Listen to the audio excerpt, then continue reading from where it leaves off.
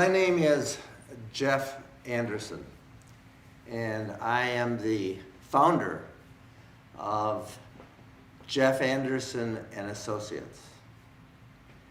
And I and our team have had the privilege for over 38 years of standing with, advocating for, and working with courageous survivors of sexual abuse by clergy across this country.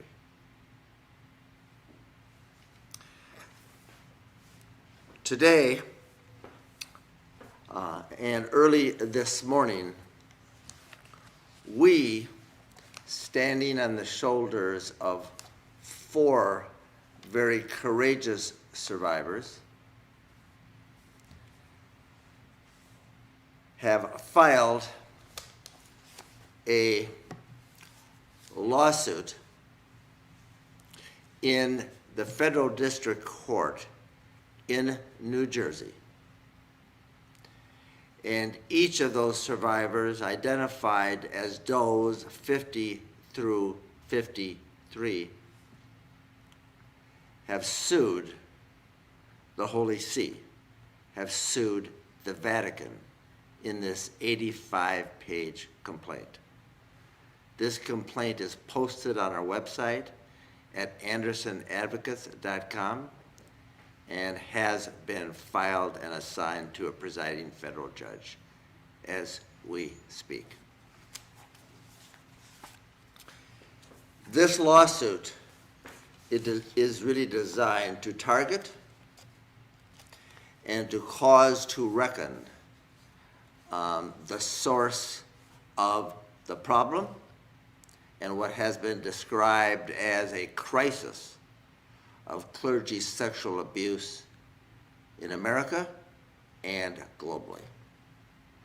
And why is the Vatican named here and by these courageous survivors? Because the problems and the source of them, which includes secrecy and hiding of the truth and hiding of the offenders and the perils that exist nationwide and across the globe, all come from Rome. All roads lead there.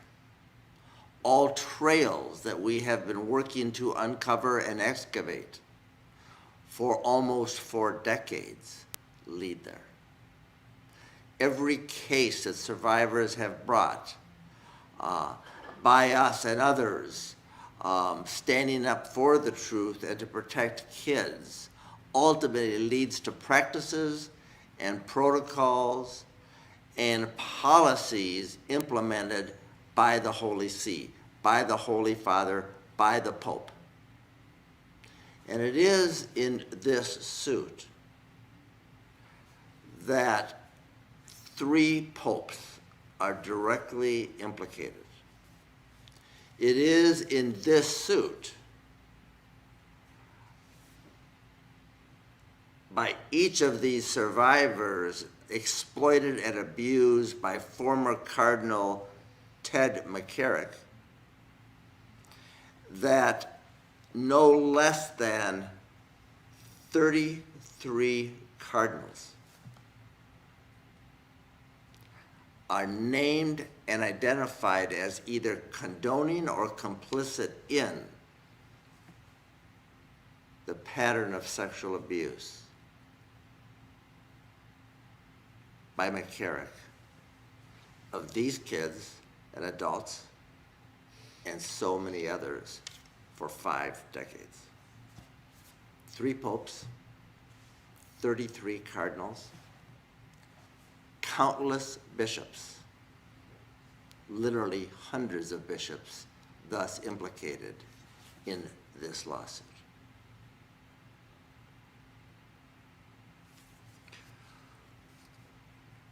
This is the 3rd federal suit that we have had the privilege to stand with and speak for and sue on behalf of courageous survivors.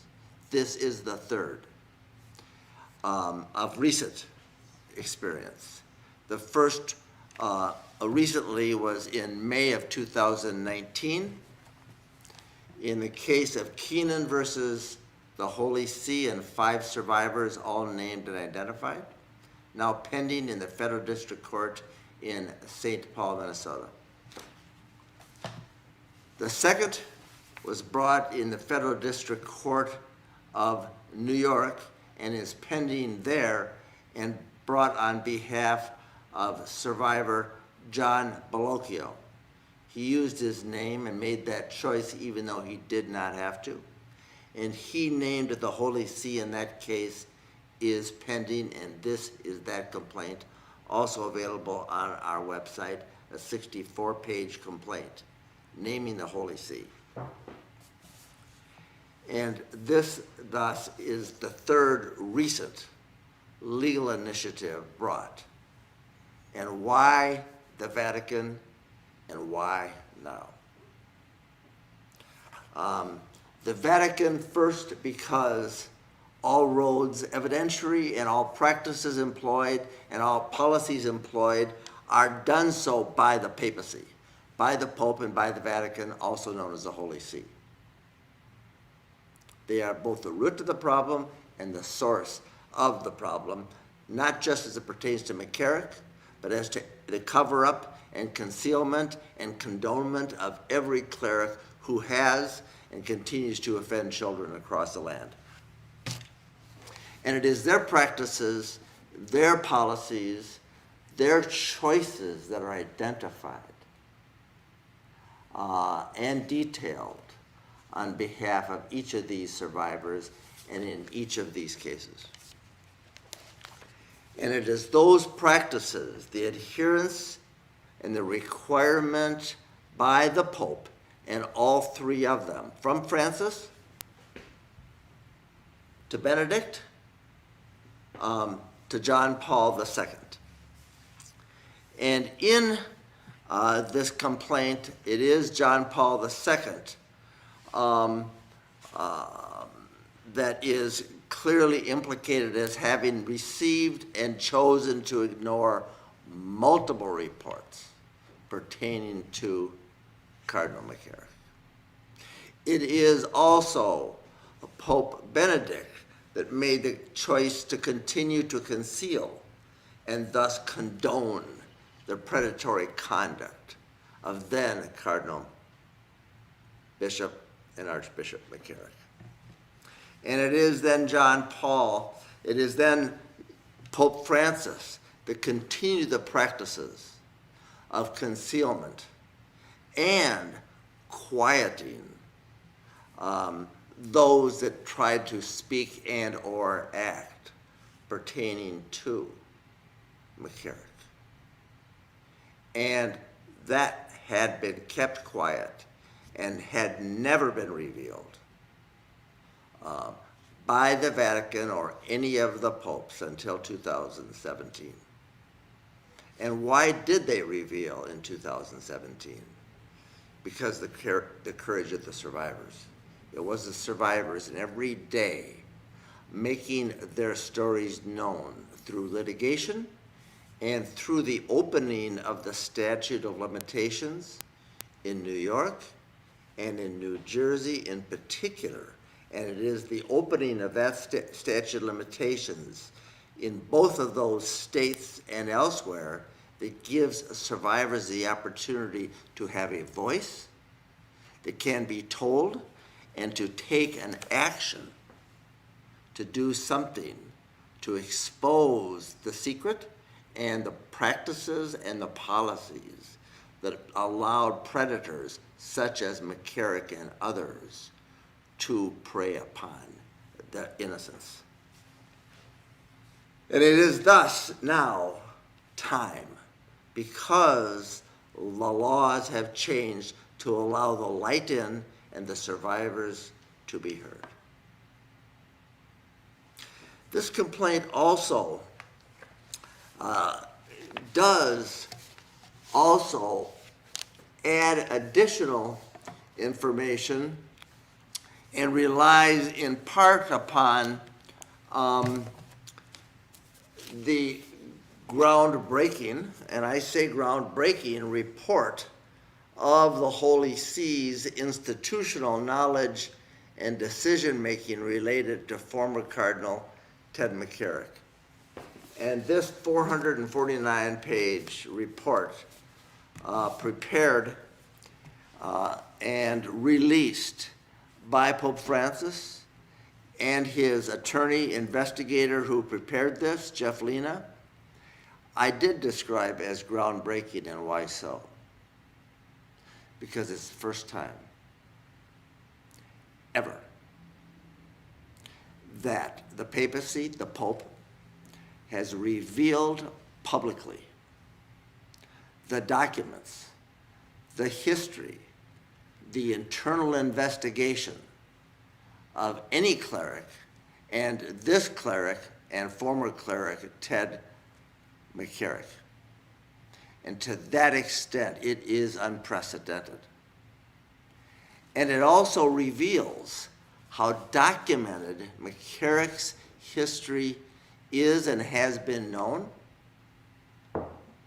to so many for so long, including 3 popes, 33 cardinals, and hundreds of bishops.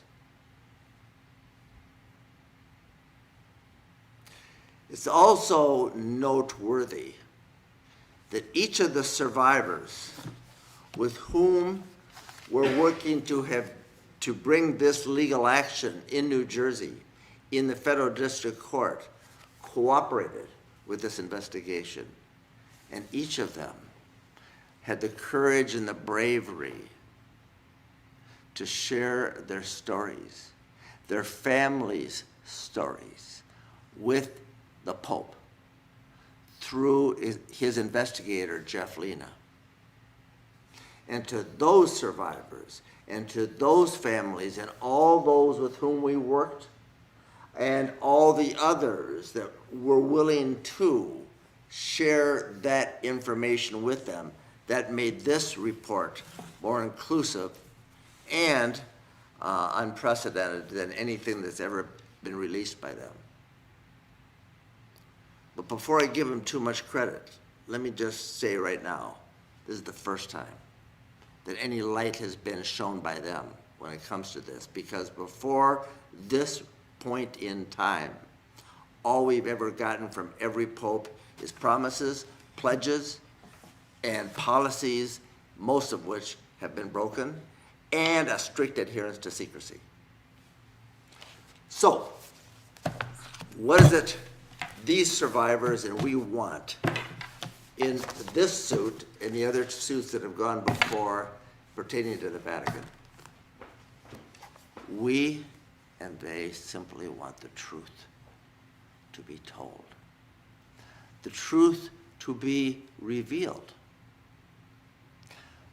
The entire clerical culture from the Pope on down to become transparent and to be so. And not just in one report on one day, in one investigation, but moreover, every single document, every single investigation that both protects the privacy of the survivors but doesn't protect the predators or the papacy anymore needs to be revealed. And this suit seeks to reveal those histories.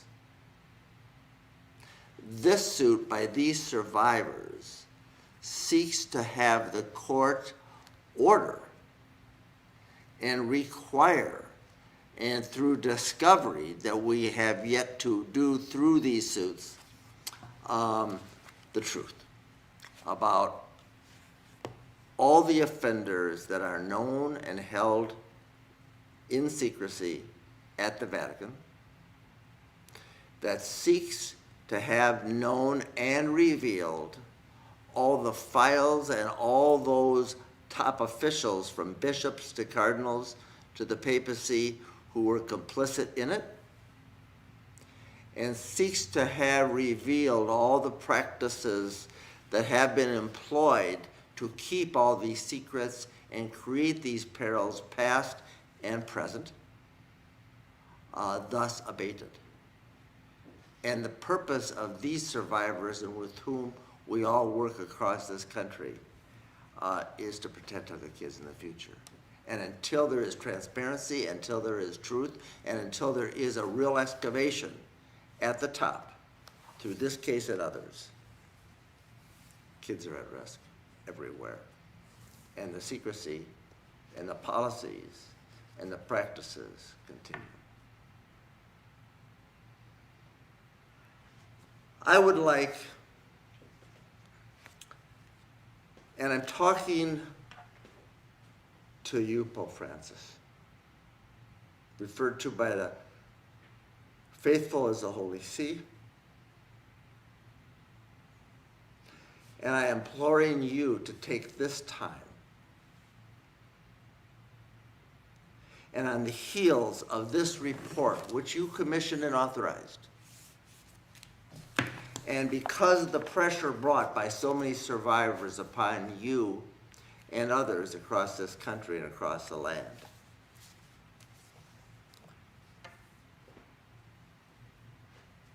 to engage with us,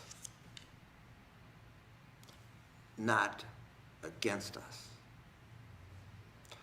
To be willing to engage in a process of transparency and truth getting,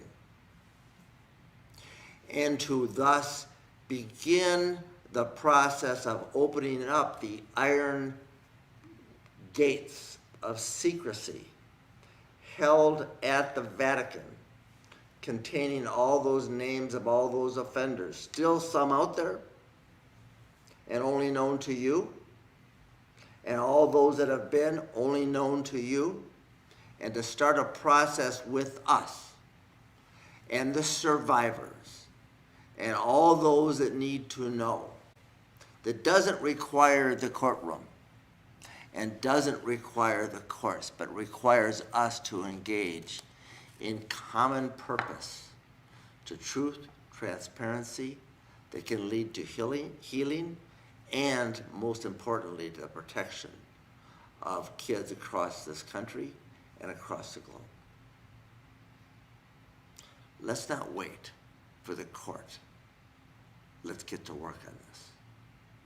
And so today, in addition to announcing this lawsuit and these courageous survivors with whom we have the privilege to work, we're inviting you to a process of transparency, truth, which can, once there is truth and once there is transparency, and once there is accountability, there can be reconciliation. But until there is truth, transparency, accountability, there can't be no reconciliation. And the wounds inflicted upon so many for so long continue. And so that is not just an invitation, it's an exhortation. This isn't just a lawsuit, it's an invitation. Let's get to work. I mentioned that John Bellocchio had filed a suit in New York before, and I'm going to invite him into the conversation today to share with us and introduce himself, and then tell us a little bit about why he chose in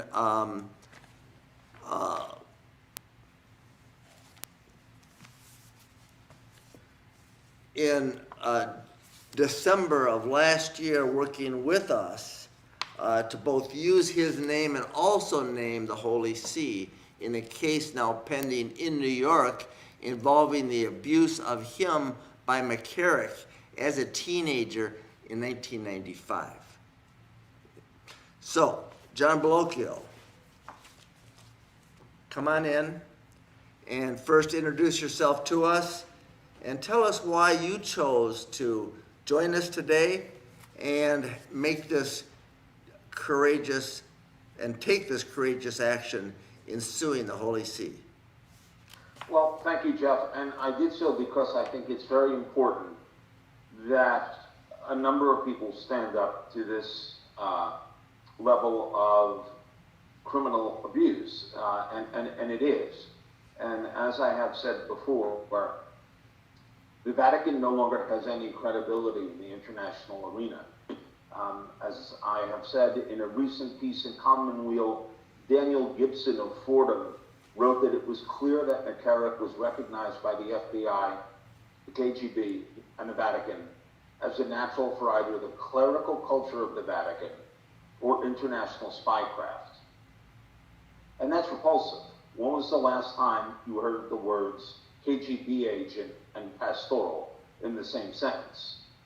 It's also personally nauseating. It makes me physically and emotionally ill that I was raped because John Paul II thought McCarrick was such a sufficient ally in the fight against communism that dozens of reports of misconduct were overlooked through the years. We must meet the challenge of a principle which, if it were to prevail, would be fatal to any civilized order in the world. That challenge is acknowledging that the Holy See, the corporate entity of the Vatican city-state, is a rogue nation that has enjoyed a seat at the table of nations for far too long, while tolerating, committing, and covering acts of child abuse so hostile, it is impossible to ever think about them collectively and clearly. It boils down quite simply to this. In the 1980s, anything anti-communist was all the rage. And because of his ability to excel in spycraft, not statecraft, McCarrick became one of the most powerful people in the era. Because of John Paul II's obsession with bringing down the communist regime in Poland, and McCarrick's ability to bring the new world to the aid of the old through conservative Catholics in the Reagan administration, children and seminarians were raped. It is that simple. And at this point, a papal apology and the prayers of the Holy Father are all but insufficient. I believe that the following three things must happen. The priestly fraternity that has existed for far too long must be shattered, voluntarily or not. Until the Holy See is compliant with the UN protection on the Charter of Children, they need to be suspended from their observer mission at the UN. And most ruefully, really, the sainthood of John Paul must be placed under review by outside experts. The Vatican has chosen to behave like a rogue nation, and so now it must be treated as one. I will never fully recover from what McCarrick did to me. Neither will his other victims. I, like every person abused by a priest, are forever broken. There is no full recovery in this matter. Mine is one tragedy among far too many. For too long, the Holy See has deflected responsibility for its priests, calling them contractors. They are paid by the church, they are assigned by the church, they are employees of the church. The Holy See and all its enablers at home and abroad must now be held to the fullest account. And every document, every name related to this and every conspiracy must be released. The government of this country and the family of nations owe it to the children of the world to demand that. Now that the report is done, a thorough examination of the canonically inappropriate relationship that previously existed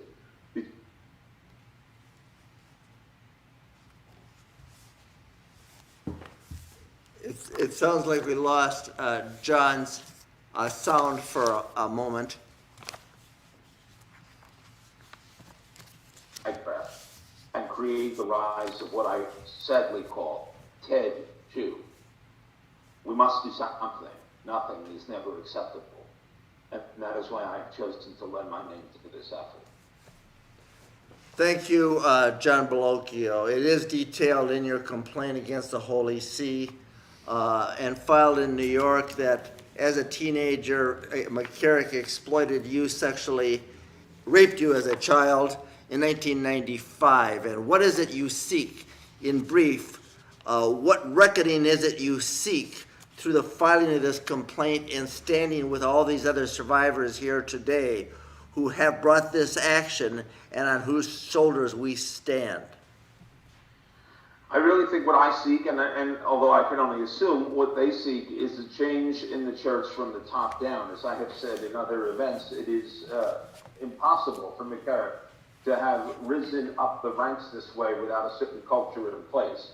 And until the priestly fraternity accepts responsibility for its own sins and opens up the doors to examination, things will never change. And that starts from the Holy Father on down, and it must happen now. That's it.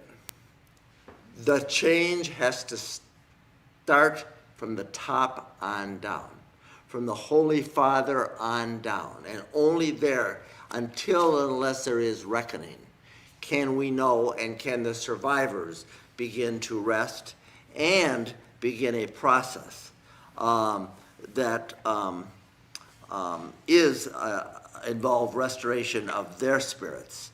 And elimination of the fear that every survivor and everybody worries about now, that their problem is at the top, and until it's addressed fully and fairly through either litigation and contention or through a process that allows for the excavation and an answer to our invitation, we will continue this journey armed and grateful to every survivor, every Jane Doe and every John Doe that does share the secret and come forward and give us the chance and give other survivors the chance to have their truth known. And it's time for reckoning. It's time for truth at the top. And it's time for a real measure of accountability. And until that can happen and be known and be done, this journey with so many courageous survivors continues. And to each of you, and the 4 does that brought this suit here today in New Jersey, and every other survivor with whom they stand and work every day and suffer. We just express deep gratitude. It's time. Thank you. John Bellocchio, thank you, sir. Yes. Thank you. You're a champion. And every survivor that shares his or her secret is a champion for children and for truth. Thank you. Thank you, John.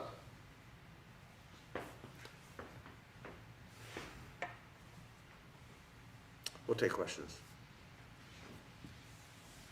Thank you, Jeff. Thank you so much, John. It's now time for the Q&A portion of the press conference. At this time, we're opening up the floor for questions and comments. I'm going to start with questions in the chat window, and then I'll open it up for anyone that would like to go off mute and ask a question. So we have one question in the chat window from Jody.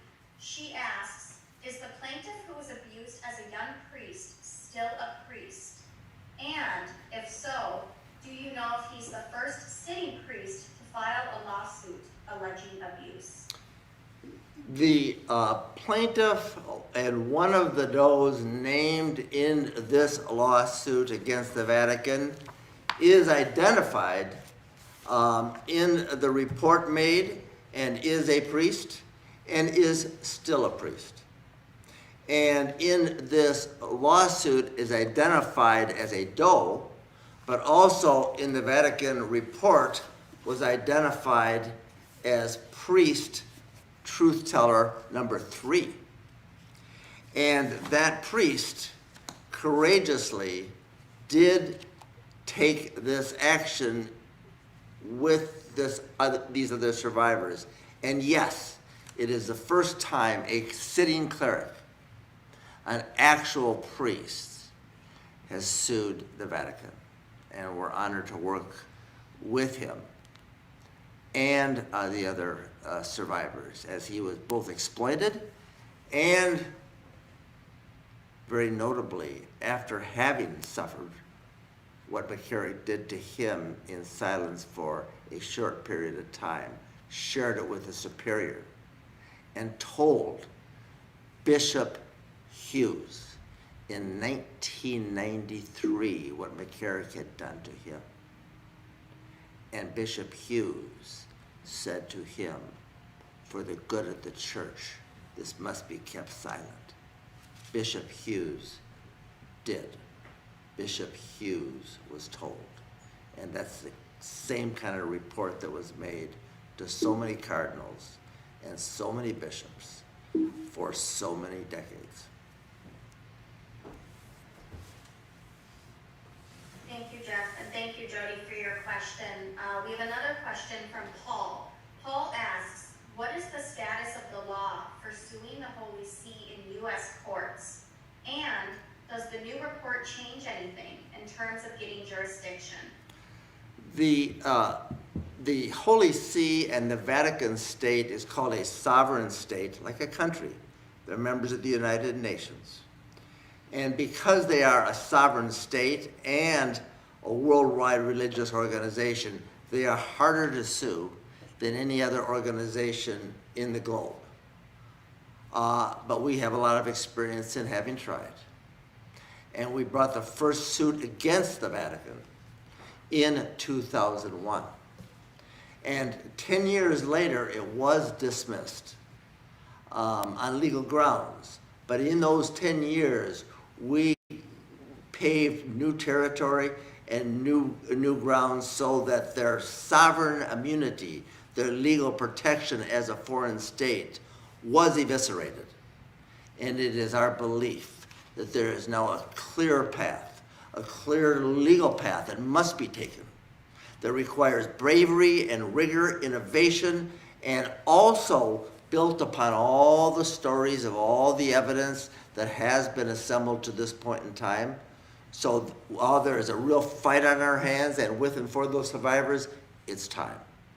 And there is a really powerful legal basis for us to blaze a new trail and to hold the Vatican fully accountable for not just what has been, but what needs to be revealed. Thank you, Jeff, and thank you, Paul, for your question. We have another question in the chat box. The question is, when you said this is the third federal suit filed, could you clarify if that is against the Vatican or against McCarrick? This is the federal case here in New Jersey on behalf of 4 survivors is the first case filed by McCarrick survivors against the Vatican. The earlier suits that I referred to, both in, is the second case. The earlier suit, and you heard from John Bellocchio, who is a survivor of McCarrick, was filed in New York, and that is against the Holy See. And then the first that I referred to of recent origin is in the Federal District Court in Minnesota, and that's on behalf of 5 survivors of other abuse by other top clerics and the concealment of them. Thank you, Jeff. We have one follow-up question from Paul. He asks, does the report help in any way to establish jurisdiction in a lawsuit versus the Holy See? The report issued and the investigation done and revealed publicly, because this isn't the first investigation, but it's the first investigation ever done that has now been made public and available to us. And does it help?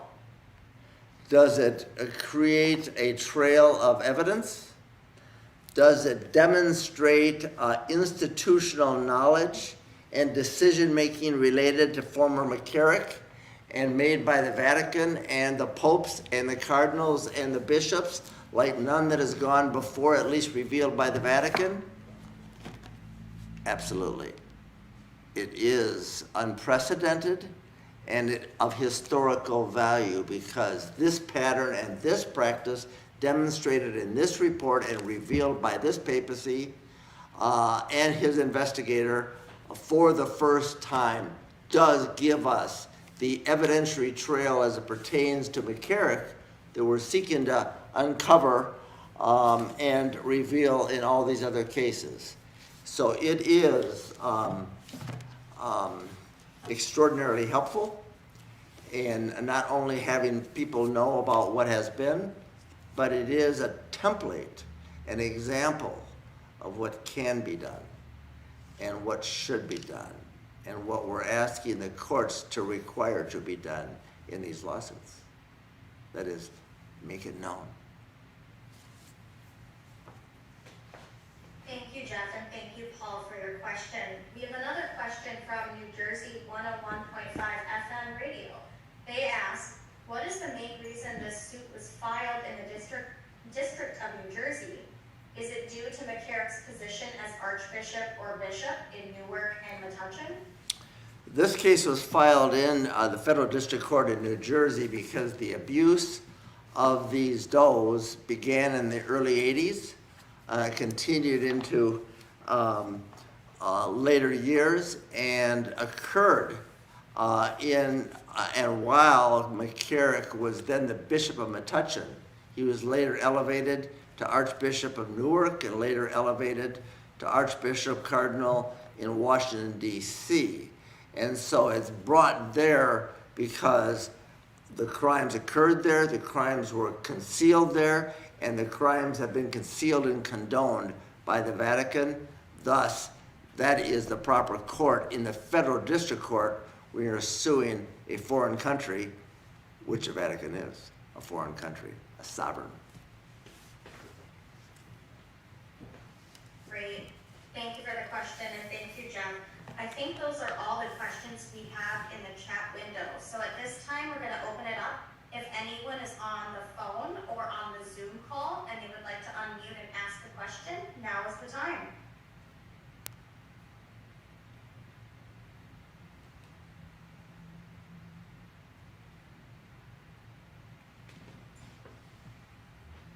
Yeah, hi, this is Abbott Cole from the record. Just a quick question on the priest. You mentioned he still works as a priest. Is he still in the Metuchen diocese? He had worked in both Newark and Metuchen, did you say? The question is the priest identified here as a J.A. Doe still a priest? The answer is yes.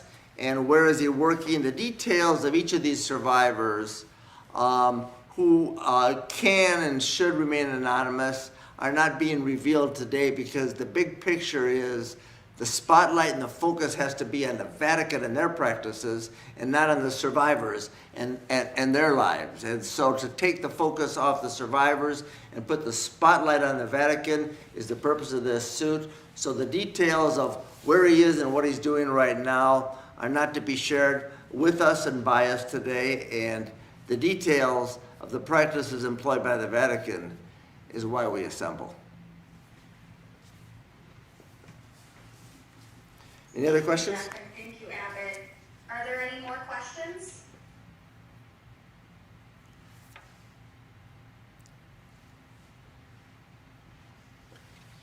All right, I think we got through all the questions today.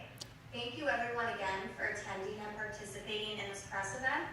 As noted in our release and on our website, the press conference